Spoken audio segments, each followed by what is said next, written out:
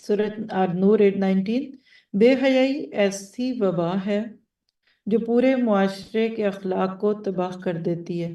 لکھ لیں کہ یہ کرونا سے بڑی وبا ہے۔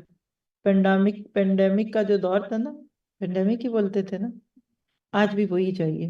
آئسولیٹ کر دیا تھا نا، شیک ہینڈ منع ہو گئے تھے نا، منہ پہ ماسک آ گئے تھے نا، ماسک آ سکتے تھے، نقاب نہیں آ سکتا۔ عورت مرد جب کرونا کے ڈر سے شیک ہینڈ نہیں کر سکتے تو کیا زنا کے ڈر سے نہیں کر سکتے؟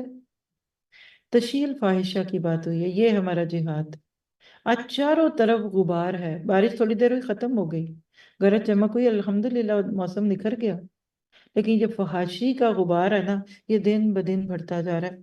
آج مائیں بچوں کی انٹرنیٹ سے پریشان ہیں، بیویاں اپنے شوہروں کے فونوں سے پریشان ہیں کہ یہ پاسورڈ کیوں لگاتے ہیں اور میرے آتے ہی اسکرین کیوں بدل دیتے ہیں۔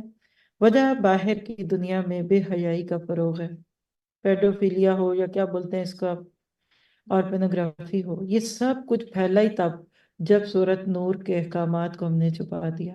آپ دیکھیے شمع کے اوپر آپ کپڑا ڈال دیں نا تو کپڑا ہی جل جاتا ہے۔ یہ قرآن تو ایک شمع تھی، ایک نور تھا، سورۃ نور ایک نور ہے، اس کو عام کیجئے۔